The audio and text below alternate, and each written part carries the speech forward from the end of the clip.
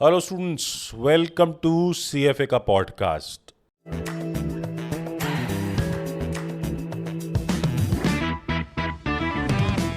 बहुत समय बाद ये पॉडकास्ट किया। पॉडकास्ट की ज़रूरत क्यों पड़ी? ज़रूरत इसलिए पड़ी कि कुछ टाइम पहले मैंने एक वीडियो डाला था अबाउट फिटनेस इन्फ्लुएंसर्स जॉब्स, और उस जॉब से बहुत सारे ट्रेनर्स का कमेंट आया कि सैलरी बहुत कम मिलती है, पीटी कमीशन नहीं मिलता। और इस पे मेरा एक बहुत लंबा डिस्कशन हमारे एक डायरेक्टर से हुआ। So I thought why not let's talk about this issue in detail. So I called one of our directors at classic fitness academy Jaipur, Mohak Sharma. सो मोहक, वो वीडियो आपने भी देखा, उसके बाद आपने मुझे कॉल भी किया था। पहले थोड़ा सा अपने बारे में लोगों को बताओ, from where have you started, फिर हम इस टॉपिक पे भी आएंगे कि क्यों ऐसा कर रहे हैं। सर देखिए, मैं उस वीडियो से बहुत रेजोनेट करता हूँ because of my background. Hmm. So I started my career as a lawyer hmm. And I was a nicely paid lawyer. मैं बढ़िया 80-90 हज़ार रुपये महीना कमा अच्छा, रहा वेरी था। Good. And but then out of passion, out of interest, मैंने कहा ना as a fitness professional I want to start my career. Hmm. तो एज अ ट्रेनर स्टार्ट किया। पढ़ाई में मज़ा आया, हम्म। पढ़ाने में सिखाने में मज़ा आया। सो मैंने कहा मैं एजुकेशनिस्ट भी बनूंगा। So hmm. That's how I ended up being a fitness educationist. अच्छा। सो ये तो हो गया मेरे बारे में छोटा सा। एंड एक इम्पॉर्टेंट चीज़ ये है कि I also started very small. मैंने भी 15-20 हज़ार रुपये की नौकरी से चालू किया था। पीटी वीटी मिला के बड़ी मुश्किल से 22-23 हज़ार रुपये बनते थे। But that's the same in every profession I believe. मतलब ये लोगों को अब समझना चाहिए कि बेसिक सैलरी फिटनेस में कम होती है। उसका कम होने का एक कारण है कि एक्सपेंसेस ओनर के भी ज़्यादा हैं, और बेसिक सैलरी इतनी होती है। इस इंडस्ट्री में अगर आपको पैसा कमाना है तो आपको पर्सनल ट्रेनर बनना पड़ेगा। ये जर्नल ट्रेनर वाला जो टर्म है वो सिर्फ इंडिया में है। इंडिया के बाहर आप किसी भी डेवलप्ड नेशन में जाएंगे, वहाँ पे आपको जनरल ट्रेनर नहीं मिलते। वहाँ पे जो जिम का पैसा आपने दिया है वो सिर्फ मशीनों के लिए दिया, आपने ट्रेनर का पैसा नहीं दिया।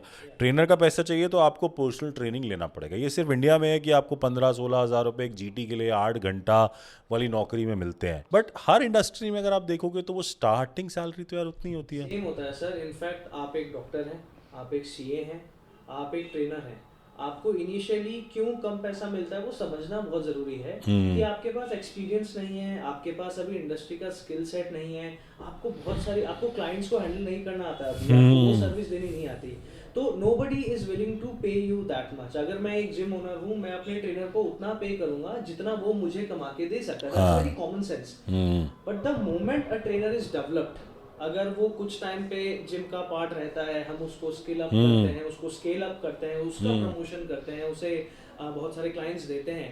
तो सर्टेन सी बात है, वो जो पेशेंस वाला टाइम होता है वो हर प्रोफेशन में जरूरी होता है। शुरू हम्म। के कुछ साल या कुछ महीने, then you develop and then hmm. You can, हम कहते हैं sky is the limit. whenever a student comes to me और पूछता है कि सर एक ट्रेनर को कितना सैलरी मिल सकता है, हम्म। मेरा बहुत बेसिक सा आंसर होता है, तुम 15 हज़ार भी कमा सकते हो और तुम 1.5 लाख भी कमा कमा सकते हो, सकते हो। डिपेंडिंग अपॉन आप कितनी मेहनत एक्चुअली कर रहे हैं। So that is one thing that I would like to tell people. बिल्कुल यार, क्योंकि आपका कोई स्काई इज द लिमिट वाली बात है। देखो, सैलरी कम रहता है, वी अंडरस्टैंड, बट हर इंडस्ट्री जो इसकी पैरेलल इंडस्ट्री, आप कोई भी उठा के देख लो, चाहे वेलनेस में उठा के देख लो, चाहे ब्यूटी में उठा के देख लो, सैलरी का जो ब्रैकेट रहता है वो इनिशियली कम ही रहता है। बट जैसे जैसे आप स्केल अप करते जाते हो, जैसे जैसे आप आगे बढ़ते जाते हो, वो अमाउंट बढ़ता जाता है। पर्सनल ट्रेनिंग की जब आप बात करते हो तो आपकी प्रीमियम पर्सनल ट्रेनिंग जाती रहती है। अगर मैं आज मोक से पूछूं कि अगर लॉयर बनता तो क्या डे 1 से सैलरी इतनी अच्छी मिलती? Of course not. I know a lot of lawyer friends या जो हम्म। जूनियर से पास आउट हुए हैं, 1-2 साल तक they are earning merely 15-20 thousand as a lawyer, और वो 5 साल का कोर्स कोर्स है। करके आए और हैं। अगर एलएलएम किया तो और आगे भी एलएलएम पढ़ाई। किया तो और आगे पढ़ाई की है। तो इनिशियली बिकॉज वही वाली बात है कि कितना एक्सपीरियंस है। बस। तो इसमें भी ऐसा ही है, आप एक प्रोफेशनल हो, आप एक्सपीरियंस गेन करोगे तो आप एक बेहतर प्रोफेशनल बनोगे, लोग ज्यादा पैसा आपको देंगे। That has to be understood. But आपको समझने की ज़रूरत, देखिए हमें जिम, बहुत सारे लोगों ने कमेंट किया कि तो आप जिम वालों के साथ हो क्योंकि आपके ट्रेनर हायर नहीं करेंगे। यार मेरे को उससे फ़र्क नहीं पड़ेगा। जब दिल्ली में जिम बंद हुए थे ना, तो 5500 जिम्स के जितने ओनर थे वो सब आते थे मेरे पास, और मैं ही जाके बात करता था। और ये मुझे बोलने की ज़रूरत नहीं है, मैं कितना ट्रेनर्स के लिए खड़ा होता हूँ वो सबको पता है। मेरे को आपको ये समझाने की ज़रूरत है कि आप ये एक्सपेक्टेशन मत रखना कि जिम की सैलरी कभी भी ट्रेनर की 50,000 होगी। एक दो जिम्स ने ऐसी कोशिश करी है, बट याद रखना उस कोशिश में ट्रेनर का नुकसान हुआ है, क्योंकि ट्रेनर ने आपको अपग्रेड नहीं करा, ट्रेनर ने उतनी मेहनत नहीं करी। उसको लगा एक बेसिक सैलरी मिल रही है, मैं 8 घंटे जाऊंगा, खड़ा होऊंगा और मेरा काम हो जाएगा। मैं एग्जांपल देता हूँ, एम एस धोनी ने एक ब्रांड शुरू किया था स्पोर्ट्स फिट। वहाँ पे ट्रेनर का सैलरी था 35,000 रुपये। उस 35,000 के चक्कर में ट्रेनर काम ही नहीं करता था। कितने ट्रेनर्स को मैं जानता हूँ जिन्होंने कुछ नहीं किया, और जब उन्हें वहाँ से जिम बंद हुआ, वो हटे वहाँ से, तो उनके पास कुछ नहीं था, ना कोई पर्सनल ट्रेनिंग थी, ना कोई क्लाइंट्स थे। तो ये सिर्फ एक स्टार्ट आपको मिलता है, कुशन आपको मिलता है। आगे आपको अपना इनकम जो जनरेट करना है वो पर्सनल ट्रेनिंग पे करना है। अब पर्सनल ट्रेनिंग का परसेंटेज की बात होती है, कोई बोलता है 30 मिल रहा है, कोई बोल रहा है 40, कोई बोल रहा है जीएसटी। तो अब यार जीएसटी तो सरकार का पार्ट है ना, क्या इसमें कुछ गलत बोल रहा हूँ? क्या इसमें लॉ वाइज आप क्या बताते हो? बिल्कुल सही बात है सर। जीएसटी तो एक ऐसी चीज़ है जो कि कहीं ना कहीं से हम क्लाइंट से लेते हैं and we have to pay to the government. मैं जयपुर शहर से आता हूँ and I am one of the general secretaries of the gym association of Rajasthan. So मैं बहुत सारे जिम्स में जाके बात करता हूँ, बहुत सारे जिम्स के ओनर्स से और कोचेस, क्योंकि स्टूडेंट्स हैं, कोचेस से भी बात करते हैं, ओनर्स से भी बात करते हैं। और हर जगह एक जो कॉमन चीज़ देखने मिलती है सर, वो ये है कि हर जिम में, हर अच्छे बड़े जिम में ट्रेनर ऐसे भी हैं जो 1 लाख रुपए भी कमा रहा है, बिल्कुल 1 लाख रुपए भी कमा रहा है, 10 12 15 पीटीज चलती हैं पैरेलल। एंड ऐसे भी हैं जो बड़ी मुश्किल से they are earning hardly 20-25,000। But वो समझना पड़ेगा कि वो जो 25,000 कमा रहा है वो क्यों 25,000 कमा रहा है, और जो 1 लाख कमा रहा है वो क्यों 1 लाख कमा रहा है। वहां का गैप सिर्फ और सिर्फ इस चीज पे है कि 1 लाख कमाने वाले ने समय दिया है, खुद को अपग्रेड किया है, उसने सेल्स के स्किल्स सीखे हैं, और वो टिका है पेशेंस के साथ। अगर मैं एक से दूसरे जिम हॉप करता रहूंगा तो मैं हर नए जिम में एक नया ट्रेनर हूँ, और एक नए ट्रेनर को पैसा नहीं मिलता। और दूसरी बात ये जो बोलते हैं ना सैलरी, यार आईआईटी आईएम भी देखोगे ना, वहाँ भी एक आदमी का 1 करोड़ का पैकेज लगता है। सॉफ्टवेयर अगर छोड़ दोगे ना, तो उसके बाद मैकेनिकल इंजीनियर, सिविल इंजीनियर, सबको उतने पैसे नहीं मिलते, हर इंजीनियर को उतना पैसा नहीं मिलता, इसीलिए हर ट्रेनर को उतना पैसा नहीं मिलता। बहुत अच्छे ट्रेनर्स हैं, उनको बहुत अच्छा पैसा मिलता है। अगर आप अच्छी सेल्स नहीं कर पा रहे तो आपको पैसा कम मिलेगा, ये तो आपको समझने की ज़रूरत है। इसके लिए आप डीमोटिवेट होकर बोलो अरे नहीं नहीं मेरे को तो पैसा नहीं मिल रहा, ये तो इंडस्ट्री बेकार है। तो ये इंडस्ट्री बेकार नहीं है यार, ये आपकी प्रॉब्लम थी कि 18% जीएसटी देना है, वो सरकारी पैसा है, वो उसमें आप कुछ नहीं कर सकते। आप क्लाइंट से फालतू ले लो।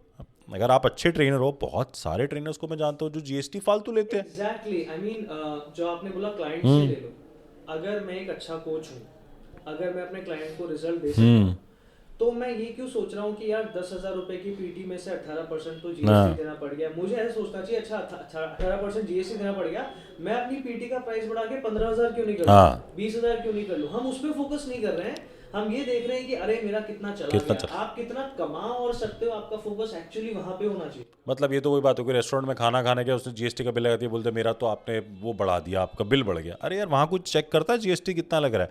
महंगे से महंगे रेस्टोरेंट में लोग जाते हैं, 5-10-20 हज़ार रुपये खर्च के आते हैं, वहाँ कोई जीएसटी चेक नहीं करता। तो आप लोग जीएसटी मांगने से क्यों डरते हो? क्लाइंट से मांगो जीएसटी, बोलो कि सर ये जीएसटी एक्स्ट्रा लगता है, आपको पक्का बिल मिलेगा इस चीज़ का, जिम ओनर भी बिल देगा, आपका राइट बनता है उसको बोलने का कि इसको बिल बना के दो जीएसटी वाला। आपको भी यार देखो, आपका जिम का जीएसटी कलेक्शन बढ़ रहा है तो सरकार को भी तो दिखता है कि फिटनेस की एक इंडस्ट्री ग्रो कर रही है। वो भी उनको लगता है 200-500 करोड़ रुपए की इंडस्ट्री है, थोड़े से लोग काम करते हैं, क्या फर्क पड़ता है? उन्हें क्या पता कि अगर जीएसटी नहीं जमा हो रहा है तो ये तो अब आपको बोलना पड़ेगा ना, क्लाइंट को भी एजुकेट करना पड़ेगा, सर हमारा 18% का स्लैब है, हो सकता है हम बात कर रहे हैं, हम लड़ रहे हैं सरकार से, क्या पता कल को 5% पे आ जाए ये चीज़। बट ये आपको समझने की ज़रूरत है यार। देखो हम एज एन एजुकेटर हम दोनों की साइड से बात करते हैं, हम ओनर की साइड से भी बात करते हैं, हम आपकी साइड से भी बात करते हैं। बहुत सारे ट्रेनर्स हैं जो बहुत अच्छा कर रहे हैं, जिन्होंने अपने जीएसटी नंबर लेके जिन्होंने पूरी कंपनी बनाई है। इसके बहुत सारे एग्जाम्पल्स हैं कि जिन्होंने कोचिंग कंपनी शुरू कर दी है, कोचिंग कंपनीज को ग्रो कर रहे हैं और लाखों करोड़ों रुपए जीएसटी भर रहे हैं। बट अब आपको भी समझना की ज़रूरत है कि यार एप्पल और ऑरेंजेस का कंपैरिजन नहीं हो सकता, सबको एक ट्रे पे नहीं लेके जा सकते। अगर आपको लग रहा है कि सैलरी मेरे को चाहिए, सैलरी बढ़नी चाहिए, तो अपने पेरेंट्स जो गवर्नमेंट जॉब कर रहे हैं उनसे पूछो कि उनकी सैलरी कितनी जल्दी बढ़ती थी। एक क्लैरिफिकेशन सर मैं आपसे चाहूँगा कि ये जो आपने टॉपिक उठाया था फिटनेस इन्फ्लुएंसर वाला, सो व्हेन यू कंपेयर कि आपने फिटनेस इन्फ्लुएंसर बन के कितना अर्न किया और एज अ ट्रेनर आपने कितना अर्न किया, तो वहाँ पे लोग बहुत सारे कंपैरिजन कर लेते हैं कि हु इज़ डूइंग बेटर। उसके बारे में आपको क्या कहना है, असलियत क्या है जो ट्रेनर्स को समझनी पड़ेगी फिटनेस इंडस्ट्री? यार देखो, सक्सेस का जो आपका सक्सेस का रेशो निकल के आएगा वो शायद 10 लाख में एक आदमी होगा। जिसके बहुत सारे फॉलोअर्स हो जाएंगे और जिसको उतने ब्रांड्स मिलेंगे जो पैसा देंगे। इंस्टाग्राम पैसा नहीं देने वाला। इंस्टाग्राम आपका सब्सक्रिप्शन शुरू करा देगा, आप उसमें 70 रुपये 80 रुपये लोगों से लेकर उनको टिप्स दे सकते हो। कितना कंटेंट बनाओगे? देखो, आपको ना आज से 10 साल बाद के लिए सोचना है। आज का जो कंटेंट है, आज कितने सारे ऐसे क्रिएटर्स थे जो बहुत रेलेवेंट थे 2 साल पहले, पर आज 2 साल बाद उन्हें कोई नहीं पूछता, उनका कंटेंट कोई नहीं देखता, क्योंकि कंटेंट एक तरह का देख देख के लोग बोर हो चुके हैं। उससे पैसा नहीं बन पाएगा। ये जो आपकी स्किल होगी ना, उस स्किल से आपका पैसा बनेगा, ये याद रखना। ऑल्सो जो लोग कंटेंट बना रहे थे और अभी भी बना रहे हैं और बहुत अच्छा कमा रहे हैं, ये वो लोग हैं जिनके पास एक बहुत बढ़िया स्किल है। या तो आप वो स्किल डेवलप करो, you be a good orator, आपको बहुत अच्छा बोलना आ रहा है, बहुत अच्छे से मार्केटिंग आ रही है, बात करनी आ रही है, रिसर्च करनी आ रही है, और आपको लोगों का इंटरव्यू ले रहे हैं लोग, है ना, जैसे कि बियर बाइसेप्स और भी ऐसे इस तरह के बहुत सारे। पर अगर आप देखो फिटनेस के, गौरव तनेजा बहुत अच्छा कर रहा था। गौरव तनेजा ने फिटनेस प्रैक्टिकली बंद करके व्लॉगिंग शुरू कर दी। इवन आप बियर बाइसेप्स की बात करो, उसने फिटनेस का चैनल प्रैक्टिकली बंद करके उसने पॉडकास्ट शुरू कर दिया नॉर्मल लोगों से बात। क्यों? क्योंकि कंटेंट लिमिटेड है यार। कंटेंट बहुत ज़्यादा नहीं है फिटनेस में, बहुत लिमिटेड कंटेंट है। इससे ज़्यादा क्या बात कर लोगे? जितने भी, मेरी बात मार्क कर लो, लिख लो कहीं पे, जितने भी फिटनेस के इन्फ्लुएंसर्स हैं ना, आखिरी में सबने व्लॉगिंग शुरू कर दिया, अपना डेली का वर्कआउट दिखाना शुरू कर दिया है, चाहे वो सैम सुलेख क्यों नहीं है। क्योंकि उन्हें पता है कि आप रोज़ किस चीज़ का ज्ञान दोगे। क्या है आपकी ज़िंदगी में जो आप रोज़ इतना ज्ञान दे पा रहे हो? लोग ये दिखाते हैं मैंने पूरे दिन में क्या किया। अगर आपको लगता है आपकी लाइफ इतनी इंटरेस्टिंग है और उस चीज़ को आप बिल्ड कर सकते हो, आपके पास इतना समय है, आपके पास इतने रिसोर्सेज, आप बिल्ड कर सकते हो। मैं बोलता हूँ यार मेरे पास नहीं है, मेरे पास टीम है जो एडिट करती है, मेरे पास जो टीम है शूट करती है, पर फिर भी मेरे पास कंटेंट नहीं है रोज़ बनाने के लिए। तो आपको समझने की ज़रूरत है, आज तो चल रहा है, क्या 10 साल बाद ये कर पाओगे? क्या 20 साल बाद ये कर पाओगे? क्या 30 साल बाद ये कर पाओगे? आज की बात करते हैं, 10 साल बाद की बात नहीं करते हैं। आज की बात यह है कि अगर मैं एक बहुत मिडिल क्लास फैमिली से आता हूँ, मेरे पास गैजेट्स में लगाने के लिए पैसा नहीं है, या मैं बहुत कॉन्फिडेंटली बोल नहीं सकता, मैं कंटेंट क्रिएट नहीं कर सकता, तो भी क्या मुझे उस जगह जाना चाहिए? नहीं। अल्टीमेटली क्या चाहिए आपको? Job security. You need a set of money जो आपको हर महीने मिले। आपको एक ऐसी जगह चाहिए जहाँ पे आप खुद को ग्रो करके पैसा कमा सको। Ultimately that is what everybody needs. और अगर वो मिल जाता है और आप उसकी इज्जत कर सकते हैं, तो उससे बड़ा आई थिंक अर्निंग कुछ भी नहीं है। और मैं कह रहा हूँ, कोई मना थोड़ी कर रहा है, बनाओ अपना कंटेंट, बट साथ में नौकरी भी करो। मतलब जैसे इन्होंने भी कहा, लॉन्ग टर्म में क्या प्लान है यार? आज आप 20-22 साल के हो, 25 साल के हो, what you gonna do at 40? What will your kids से कि मेरे पापा क्या करते हैं? इंस्टाग्राम इन्फ्लुएंसर है, which is not degrading in any way, it's a good profession. पर जितने भी अच्छे इन्फ्लुएंसर्स हैं ना यार, सबने ब्रांड शुरू किया है, सबने अपनी अपनी कंपनी शुरू कर दिया, सबने अपने अपनी इन्वेस्टिंग का कुछ शुरू कर दिया, क्योंकि उन्हें पता है कि कंटेंट का एक एंड है। कंटेंट के एंड के आगे कुछ नहीं है। आप नैस डेली, उससे बड़ा क्रिएटर तो कोई नहीं है जिसकी 1-1 मिनट की वीडियो कितनी वायरल होती है।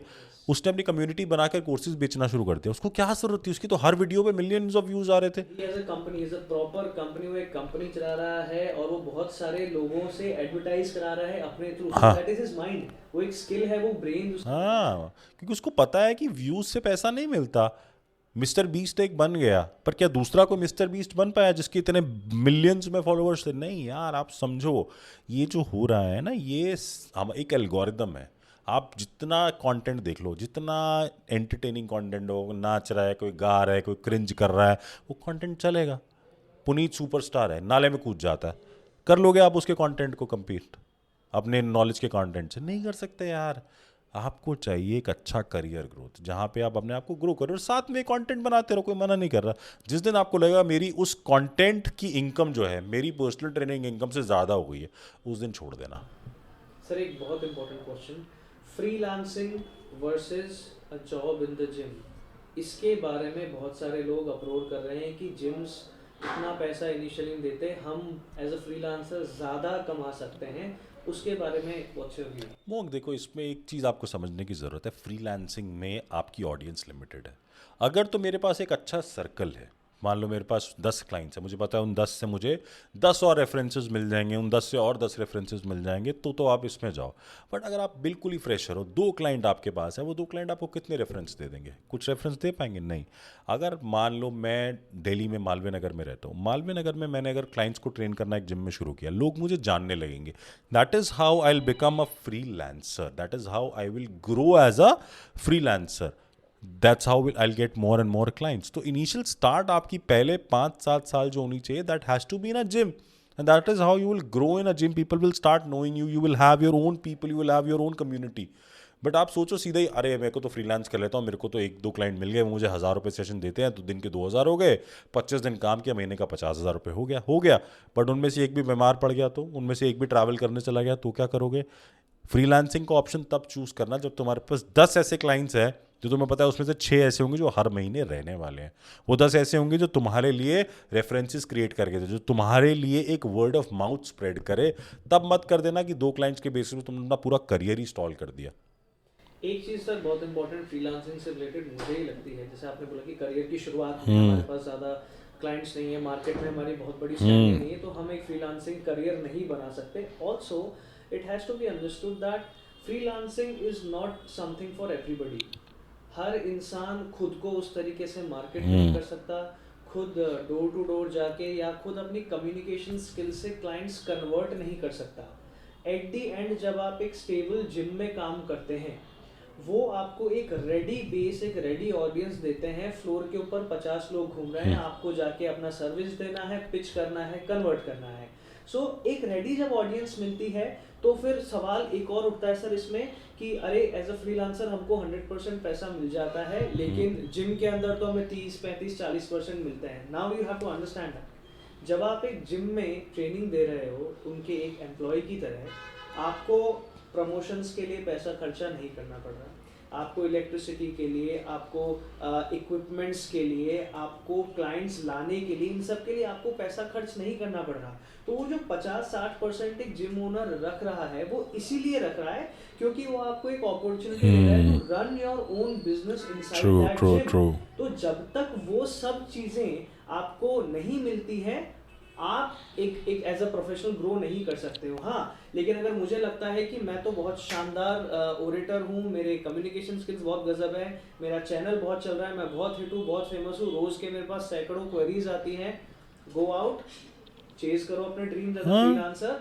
And you will earn more actually. But जहाँ पे स्टेबिलिटी की बात आती है, जहाँ पे बात आती है कि अगर मुझे बैठे बैठे इतना बड़ा ऑडियंस मिल रहा है, इतना बड़ा फ्लोर मिल रहा है, फैसिलिटीज मिल रही है, तो वो पर्सपेक्टिव समझना बहुत जरूरी है। You don't have to go here and there. Petrol का ही पैसा खर्च हो बस जाता है। मेरे अगली पॉइंट यही था कि अब आप बैंगलोर जैसी सिटी में रहते हो, वहाँ पे ट्रैफिक कितना है, how will you travel from one point to the other? That means you will have to concentrate yourself to a specific area.